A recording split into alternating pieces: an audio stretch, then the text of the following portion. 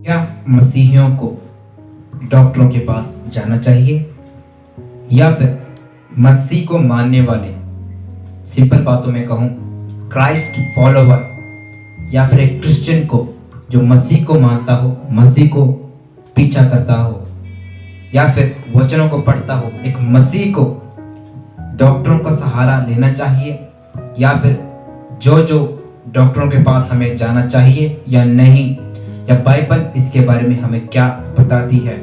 इन सभी बातों को आज हम डिस्कस करेंगे, क्योंकि बहुत सारे लोगों का जो ये क्वेश्चन था बहुत ज़्यादा जो है फैलता जा रहा है। क्या हमें डॉक्टरों के पास जाना चाहिए?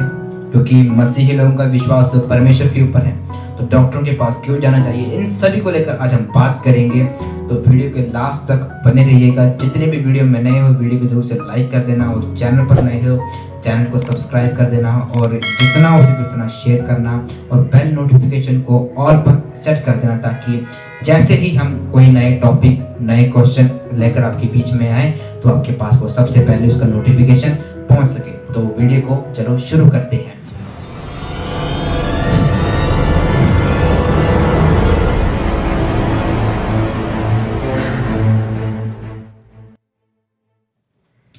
तो जैसे कि आपने टाइटल को देखा है, क्या हमें डॉक्टरों के पास जाना चाहिए?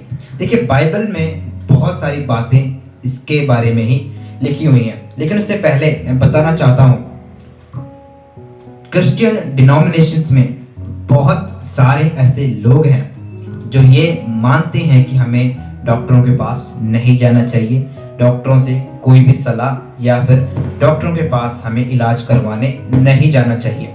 अगर आपको कोई बीमारी है, आपको कोई तकलीफ है, आपको कोई परेशानी है, आपको कोई दिक्कत है ऐसी जिससे आपका जो शरीर है डाउन होता जा रहा है, आपका टेम्परेचर हाई हो रहा है, तो आपने क्या करना है? बैठ के प्रार्थना करनी है, और डॉक्टरों का जो सहारा है आपने नहीं लेना है। बहुत सारे डिनोमिनेशंस ऐसे जो है सिखाती हैं, टीचिंग देती हैं, लेकिन परमेश्वर का वचन इसके बारे में हमें क्या कहता है?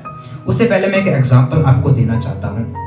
मान लीजिए, प्रभु ना करे, अगर सड़क में आप चलते चलते अगर हादसा हो गया, या आपकी जो कार है वो एक्सीडेंट में बहुत ज़्यादा डैमेज होगी, तब आप क्या करोगे? और दूसरी बात, अगर आपके घर में कोई ऐसा नलका है या कोई ऐसी जो टूटी है, जो खराब हो गई है, उस समय आप क्या करोगे? उस समय कुछ भी नहीं कर, उस समय रिपेयरमैन को या प्लम्बर को जो है बुलाना पड़ेगा। दूसरी बात है, गाड़ी क्षतिग्रस्त हो गई है, गाड़ी डैमेज हो गई है, उसको क्या करना पड़ेगा? ठीक करना पड़ेगा। कहाँ जाना पड़ेगा? हमको मैकेनिक शॉप में जाना पड़ेगा। हमको कहाँ रेफर किया जाएगा? अगर हमें कुछ हो गया है या फिर हमें कुछ जो चोट लगी हुई है, हमें कहाँ रेफर किया जाएगा?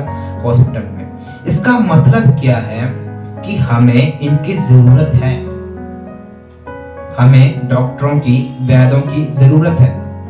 नहीं तो अगर हमें कुछ हो गया है तो हम बैठ के प्रार्थना वहां पर नहीं करेंगे। जो ये लोग बोलते हैं कि हमें डॉक्टरों की सहारा नहीं लेना चाहिए, हमें वैद्यों का सहारा नहीं लेना चाहिए, यानी कि जो वैद्य मतलब जो डॉक्टर होते हैं आयुर्वेदिक, तो उनका सहारा नहीं लेना चाहिए, जो ये लोग बोलते हैं, उस समय क्या करेंगे? उस समय तो डॉक्टरों का सहारा लेना पड़ेगा। तो आपकी टीचिंग में जो है कुछ बातें सही भी हैं, कुछ बातें गलत भी हैं। आज उसको हम ठीक करेंगे। मत्ती की इंजील यानी कि मत्ती रचित सुसमाचार, the gospel of the Matthew chapter 9 verse 12। ये सुनकर यीशु ने उनसे कहा, वैद्य भले चंगियों के लिए नहीं परंतु बीमारों के लिए आवश्यक है। यानी कि आपको वैद्यों की या डॉक्टरों की आपको आवश्यकता है। किन लोगों को?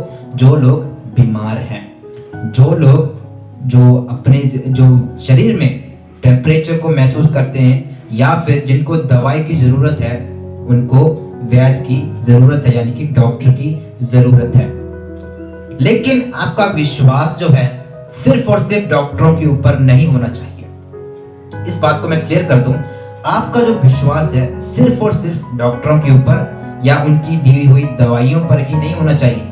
आपका विश्वास जो होना चाहिए वो परमेश्वर के ऊपर होना चाहिए, और डॉक्टरों के ऊपर जो है विश्वास आपको नहीं करना चाहिए, लेकिन उनके पास जाना भी चाहिए, क्योंकि परमेश्वर का वचन कहता है कि ये बीमारों के लिए आवश्यक है।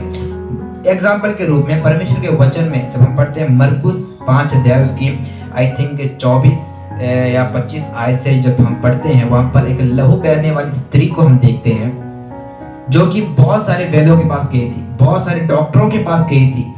उसका जो लहू बहना वो बंद नहीं हुआ, लेकिन उसने देखा कि यीशु मेरे सामने है और मैं जब उसके वस्त्र के आंचल को जब छू लूंगी तब मैं क्या हो जाऊंगी, मैं ठीक हो जाऊंगी, मैं चंगी हो जाऊंगी। मतलब क्या है, वहां पर डॉक्टरों ने जवाब दे दिया कि आपका जो काम नहीं हो सकता है। तो इसलिए मैंने कहा सब बातें जो है डॉक्टरों पर विश्वास हमें नहीं करना चाहिए, लेकिन उनकी आवश्यकता भी हमें है, लेकिन उनकी इंपॉर्टेंस भी हमें जरूरत है, उनकी इलाज की भी हमें जरूरत है। लेकिन हमारा पूरा भरोसा जो है वो डॉक्टरों के ऊपर नहीं होना चाहिए। आप मेरा कहना मैं मानता हूं कि आप समझ रहे हो, मुझे उम्मीद है कि आप जो है मेरी जो बातें जो मैं कह रहा हूं आप समझ रहे होंगे। तो जैसे कि मैंने कहा पूरा विश्वास आपका परमेश्वर के ऊपर होना चाहिए कि परमेश्वर जो है मुझे ठीक कर सकता है, लेकिन हमें डॉक्टरों की जरूरत भी है।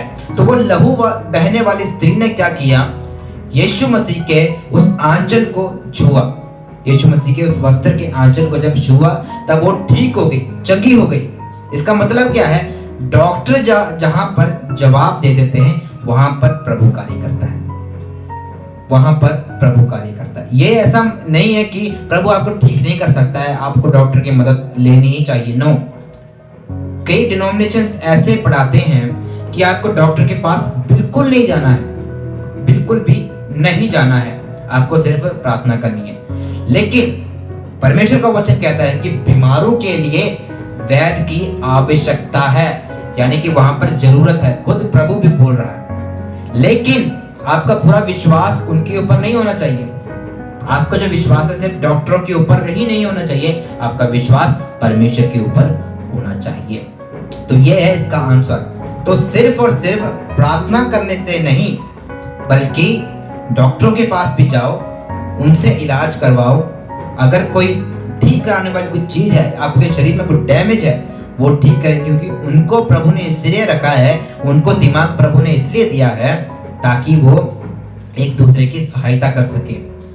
जिनको नॉलेज है वो ही कर सकता है, और नॉलेज किसकी तरफ से है, परमेश्वर की तरफ से है। हर एक व्यक्ति को अपना अपना काम प्रभु ने दिया हुआ है, तो उसी के हिसाब से हमें भी चलना चाहिए। तो मसीहों को डॉक्टरों की आवश्यकता है, वैद्यों की आवश्यकता है, आयुर्वेदिक डॉक्टरों की आवश्यकता है जब उनको बीमारी आती है। लेकिन हमारा जो पूरा विश्वास है सिर्फ और सिर्फ डॉक्टरों पर या दवाइयों पर नहीं होना चाहिए, हमारा विश्वास परमेश्वर के ऊपर होना चाहिए। मैंने जो आयत निकाली है वो है मत्ती रचित सुसमाचार 9वां अध्याय उसकी 12वीं आयत को। बहुत सारी बातें हैं जो करने वाली हैं इसमें से, लेकिन मैं समझता हूं कि यही जो इतनी बातें हैं आपके लिए काफी है। तो प्रभु आप सभी को आशीष करे, आमीन।